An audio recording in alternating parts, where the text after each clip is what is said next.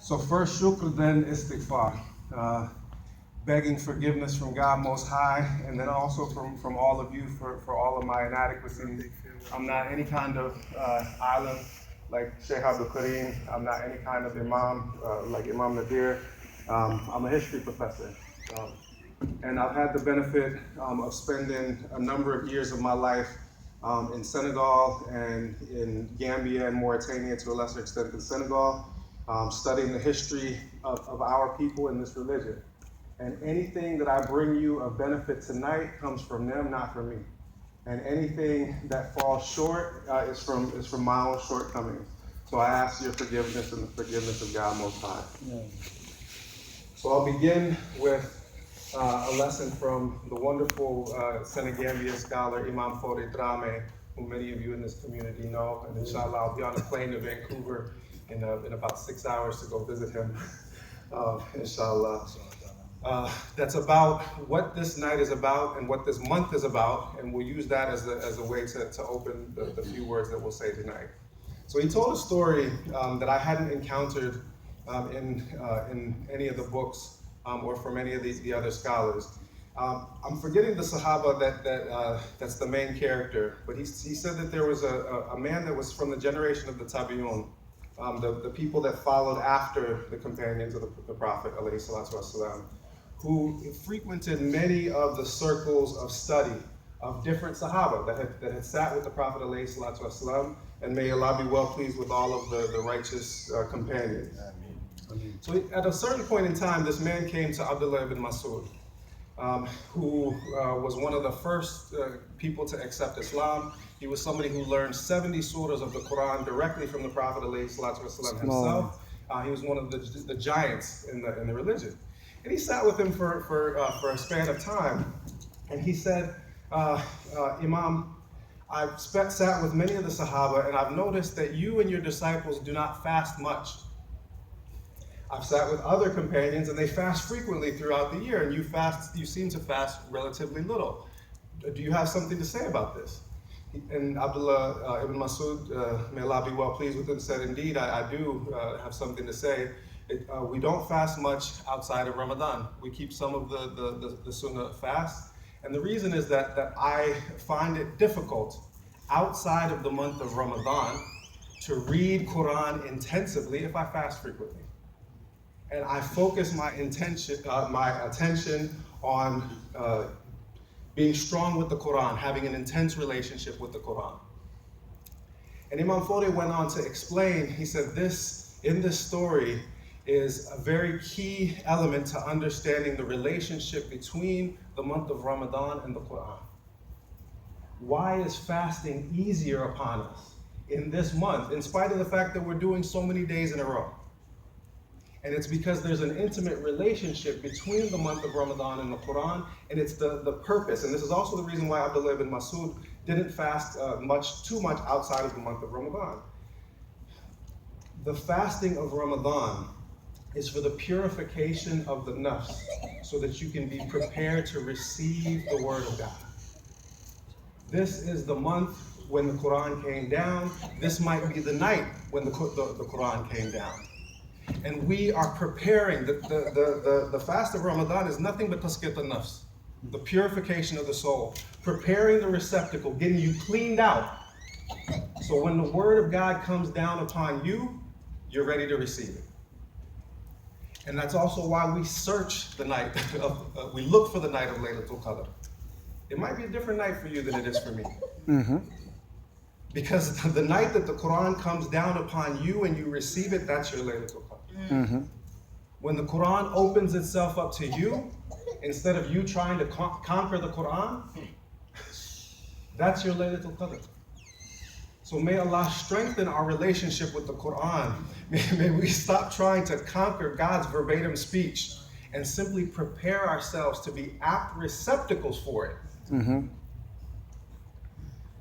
One of the things that one of the brothers said that I interviewed when I was interviewing people for my book about the history of Quran schooling in West Africa, he said, he talked about why the discipline in Quran schools in West Africa can sometimes be harsh. And he said, Bilal, I want you to imagine your favorite dish. What's your favorite Senegalese dish? I said, it's got to be super candid. So okra stew, it's my favorite. Damakotamulol is my preferred dish. He said, fine. Imagine a perfectly prepared dish of okra stew. It's got shrimp in it, it's got meat in it, it's got the okra, it's got the red palm oil. He said, it's perfect, spiced just right, just the amount of pepper. He said, and then somebody pours it into a filthy bowl. He said, is anybody gonna eat it? He said, no. He said, that's a likeness of why we clean out the receptacle before we put it in Quran. So we're purifying ourselves during this month, trying to prepare ourselves to bear this word. So I'll say just 3 things about that word and our relationship to it in this month.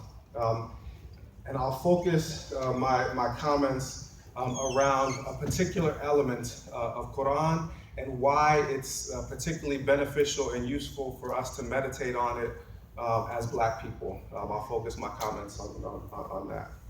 And that the genre that I'm going to focus on is the Qisas al-Anbiya of the Quran, the tales of the prophets that are contained in the Quran.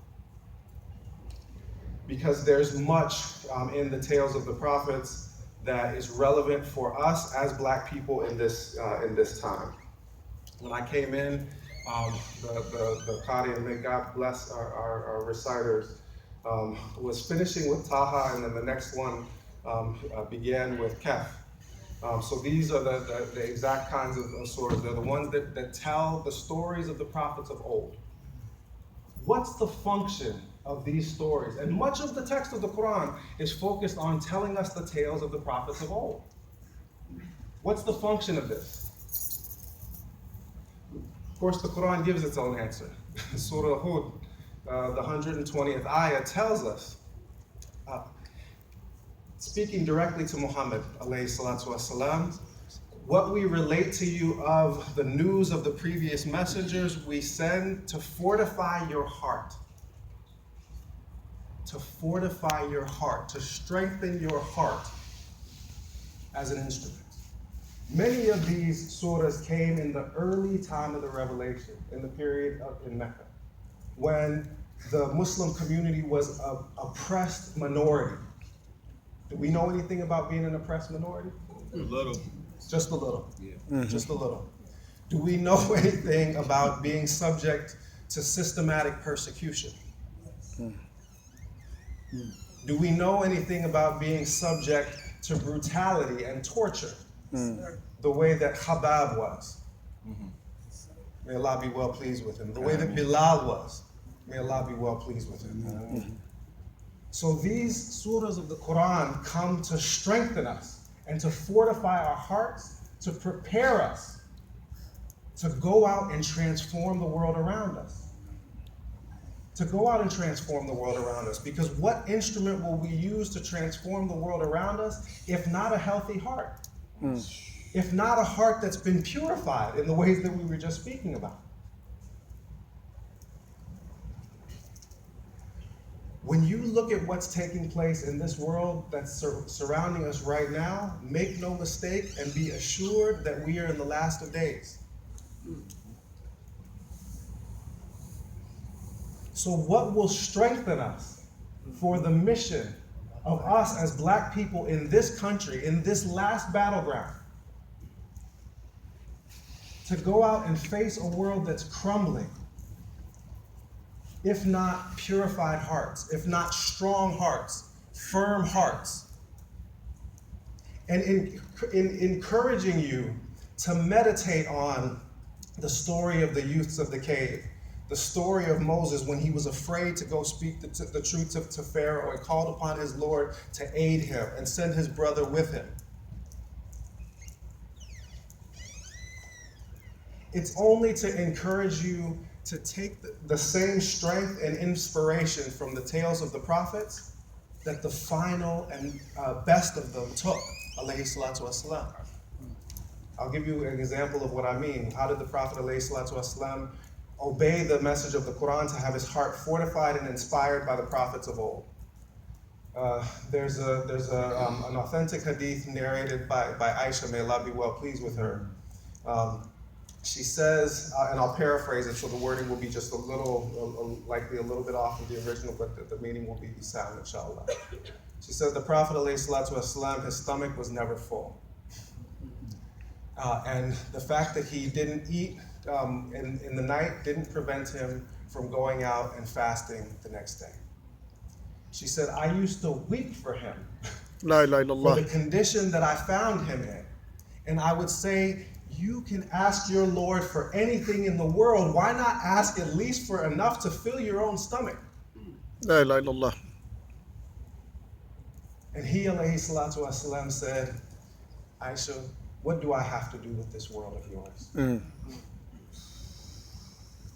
My brothers amongst the resolute messengers were steadfast in the face of worse than this. I would be ashamed to go join their company, having lived a life of ease and comfort. She said that he, alayhi salatu wasalam, left this world no later than a month after that. This was in the last days of his life. So the fortification of his blessed heart, alayhi salatu wasalam, that came in that earliest revelation, nourished him right to the last days of his life. He took inspiration from Musa, alayhi salam. Now, why should we be thinking about also taking inspiration from Musa? And this is another part where I'll speak directly to us as black folks. The Prophet ﷺ said in an authentic narration, I saw Musa on the night of my ascent, and he was, there are two versions, either a black-skinned man or a dark brown-skinned man with kinky hair and tall. Musa, alayhi salam, there's another narration where he said he was the most handsome of the black men. In Surah Taha, which we just heard not too long ago, وَأَدْمُمْ يَدَاكَ إِلَى جَنَاحِكَ تَخْرُجُ بَيْضَاءَ مِنْ غَيْرِ سُوءٍ. What does it mean? Put your hand inside your jacket and pull it out. It'll come out white without illness. Another sign for you. Look, if a white guy puts his hand inside his jacket and pulls it out white, that's not a miracle. But if a black man does that, that's impressive. And Imam Qurtubi in his tafsir of Quran and a number of the medieval exegetes said that we were taught that the reason why it was a miracle that Musa pulled his hand out white is that it was black when he put it in. And if you know anything about the ancient Egyptians, circa 1400 BCE, you know that the vast majority of them were blacker than the ace of spades.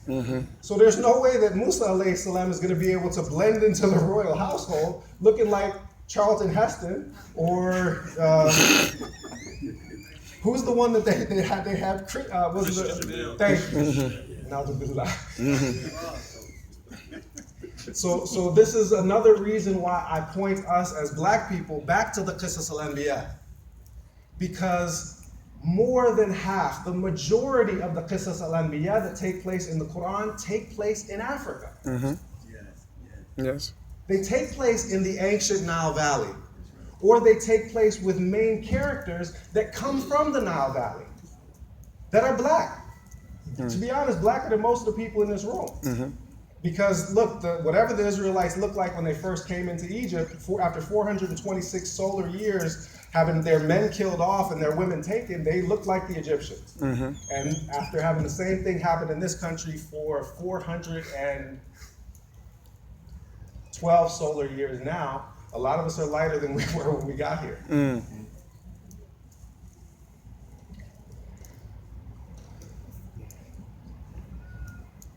Allahu Akbar. The blessed spouse of Ibrahim alayhi salam. Where was she from? Egypt. Egypt. She was from Africa. The last spouse of our blessed Prophet alayhi salatu wasalam, where was she from? Egypt. Egypt. Maryam.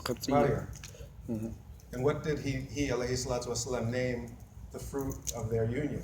Ibrahim. Ibrahim. If it were not for the ethnocentrism of the Hebrew Bible and for the Arabocentrism of modern Islam, the fact that much of the Quran is concerned with relating the history of black people would be obvious to us. But just like everything else, our past has been hidden from us and stolen from us. We have to go out and pursue the truth of it. Ain't nobody gonna do it for us. That's right. Are y'all tired yet? No. Y'all ready to quit? No. All right, we're gonna take a minute then. So there's a piece that I've been writing. It's serialized. Please check it out on sapolosquare.com called The African Quran. Okay? And what I say in that piece is that the Quran is an African Quran for three fundamental reasons. First, because the one that I just gave, which is it's a book that's largely about Africa and Africans. Okay? Secondly, that it's a book that our ancestors in West Africa have commented on, read, translated into African languages for 1,000 years. We have great luminaries in the present generation, people like Imam Fore Drame, Sheikh Mahi Sise, Sheikh Tijani Sise. We could continue, Sheikh Mahmoud, but we could enumerate them. And all of you say Kulim Jum. The one who makes a list makes a mistake. If you try to list everybody, you'll leave people out. So I won't do that. But we've got living exemplars of this tradition.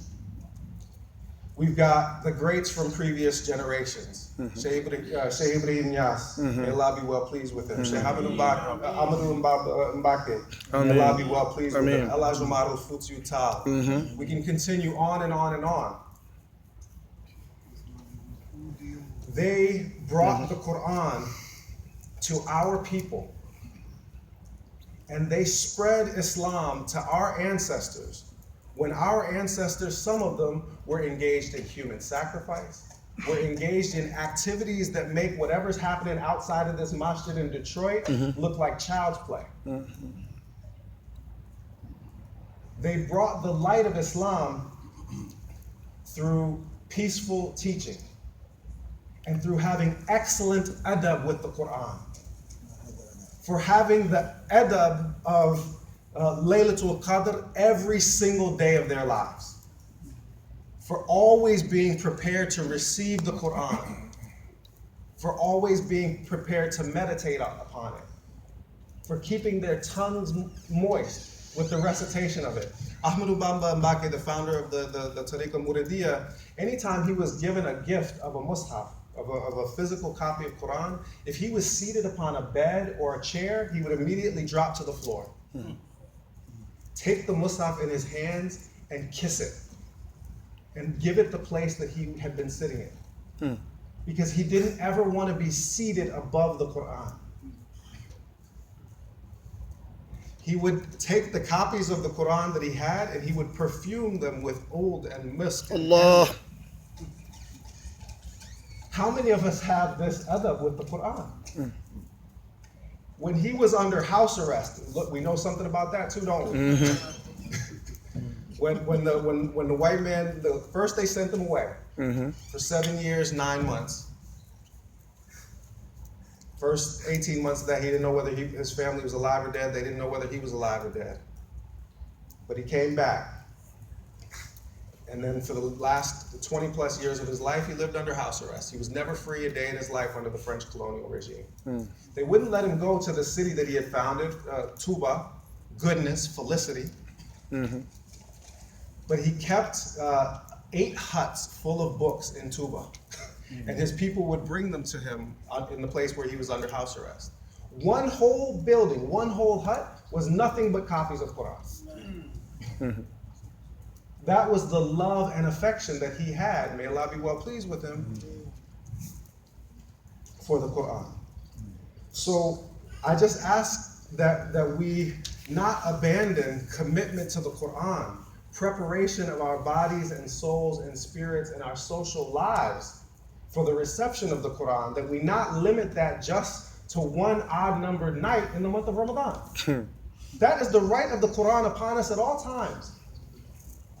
The Quran is God's disclosure to humanity. It's God's disclosure to humanity.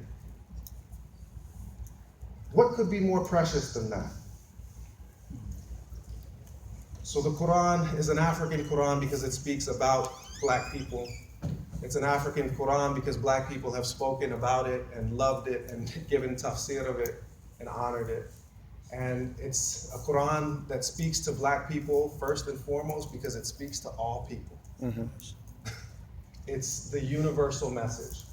Part of the reason why you guys haven't noticed that most of the Quran deals with Africa and black people is that the Quran never uses color terminology to describe human beings. Never. The only partial exception to this is the description of Adam, alayhi salam, whose name literally meant black in Old Arabic. Mm-hmm. Other than that, there's no descriptions of hair texture, skin color. It's the perfectly universal book, untainted by ethnocentrism. It's meant to speak to everyone. And those stories from the Qisas al-Anbiya are specifically meant to speak to the person who's oppressed, to the person who's in difficult circumstances, to the person who doesn't know how they're going to get up and face what's in front of them tomorrow. They're there to fortify our hearts. Because whatever oppression we're facing in America today, whatever police brutality, political disenfranchisement, economic disenfranchisement has done to us, it pales in comparison to what Pharaoh had done to the people of Israel. Mm-hmm. Look, they kill our men in the streets, it's true. Do they kill every single male in alternating years? Because that's what Pharaoh did. Every single one that he could get his hands on in alternating years, he killed.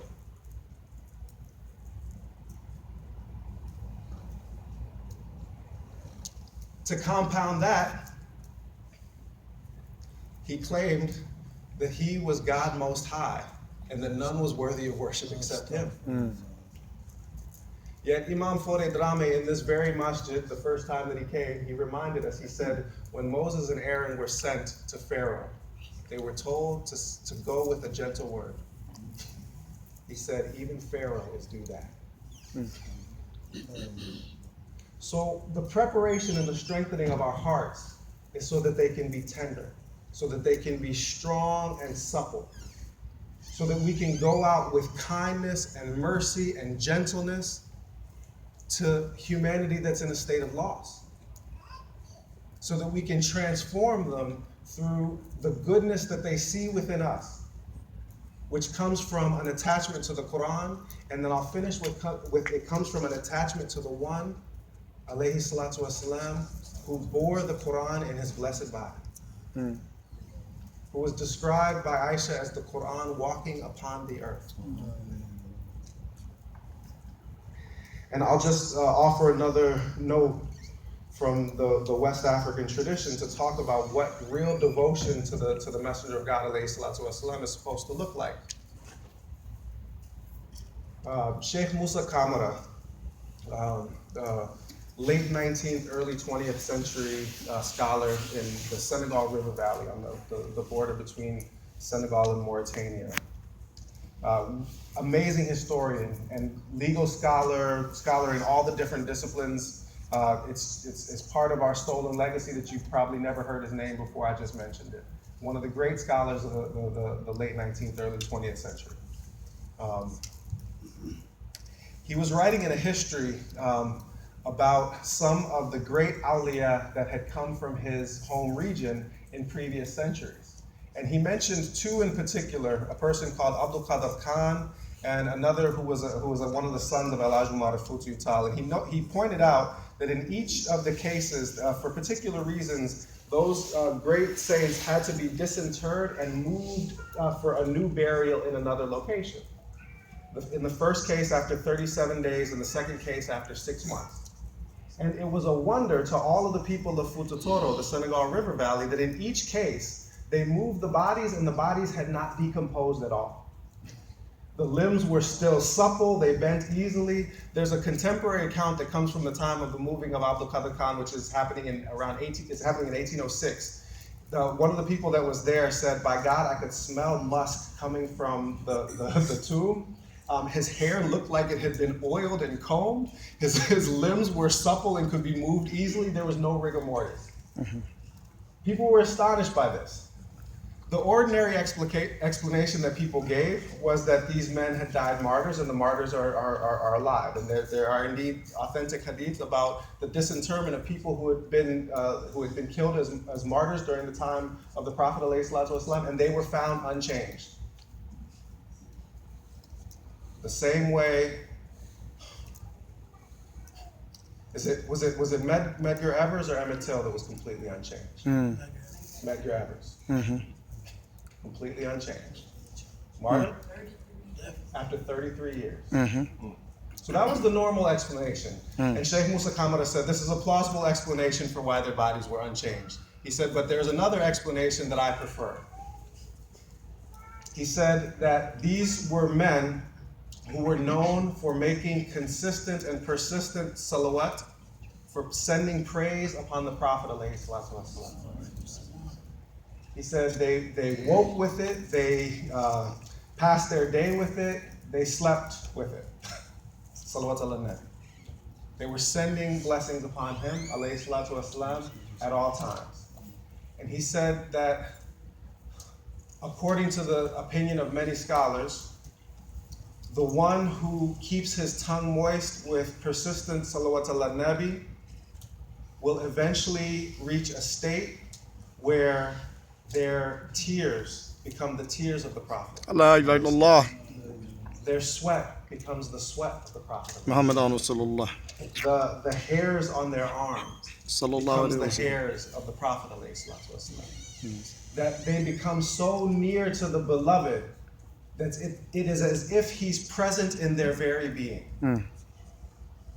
And just as the earth is forbidden from consuming the flesh of the prophets, this is a gift that can be granted to any that raise their station by being persistent in salawat upon him. Takbir. May Allah make us those with tender hearts, with hearts that are capable of receiving the Quran, hearts that are warmed with the thought of our beloved Rasulullah Sallallahu Alaihi Wasallam. And I'll end with one more jewel from the West African tradition by way of supplication, also from with respect to the adab towards the Quran during the month of Ramadan. In the magisterial tafsir of Quran by Shaykh al-Islam Ibrahim Niass, may Allah be well pleased with him. In his commentary on Juz 3, he offers a precious gift that I'm going to transmit on to you all now. He transmits a hadith, but it's a hadith that I hadn't come across until I saw it in his reference. And he says that there were 4 ayahs they're all from Juz 3, 4 ayahs that were together before they were sent down. And when God went to send them down, they refused. They didn't want to go. They said, we cannot keep company with anyone who will disobey you. We don't want to go down there. So Allah offered them the following arrangement. He said to these 4 ayahs, anyone that recites you after each one of their salat, I guarantee them that I will gaze upon them 70 times. And that with each one of those gazes, I will fulfill 70 of their needs. And the least of such needs would be that they would be forgiven. How many came here with a need tonight? Allahu Akbar. How many came here with 70 needs? How many came here with 70 times 70 needs? The truth of the matter is that we all came with 77,000 times 77,000. Because even the most righteous amongst us, and there are righteous amongst us, Even the most righteous amongst us cannot even enumerate, much less be grateful for all of God's bounties upon them. We're all sinners in at least that respect.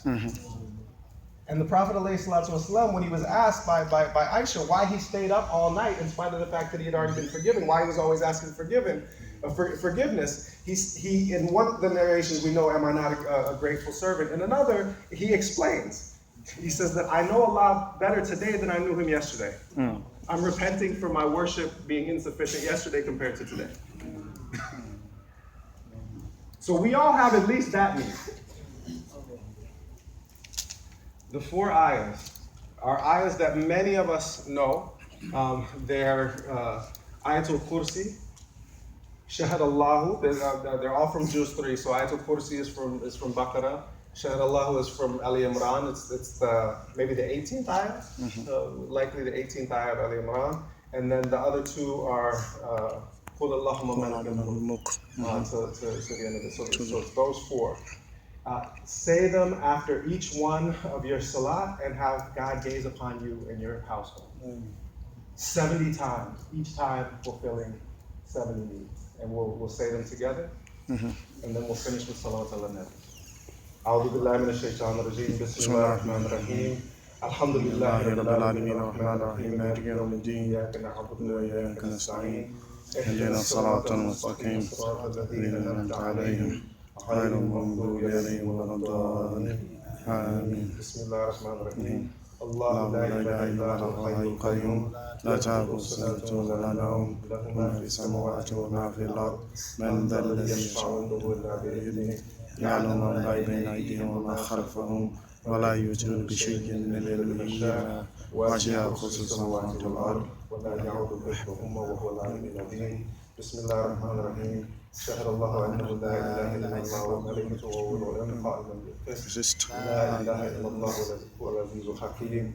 بسم الله الرحمن الرحيم قل اللهم مالك الملك تؤتي الملك من تشاء وتنزع الملك من تشاء وتعز من تشاء وتذل من تشاء بيدك الخير إنك على كل شيء قدير تولج الليل في النهار وتولج النهار في الليل وتخرج الحي من الميت وتخرج الميت من الحي وترزق من تشاء بغير حساب. إن الله وملائكته يصلون على النبي يا أيها الذين آمنوا صلوا عليه وسلموا تسليما. اللهم صل على سيدنا محمد الفاتح لما أغلق والخاتم لما سبق على صراطك المستقيم وعلى آله وصحبه اللهم صل على سيدنا محمد الفاتح لما أغلق والخاتم لما سبق على صراطك المستقيم وعلى آله اللهم صل على سيدنا محمد الفاتح لما أغلق والخاتم لما سبق على صراطك المستقيم وعلى سبحان ربك رب العزة عما يصفون وسلام على المرسلين. تكبير تكبير تكبير.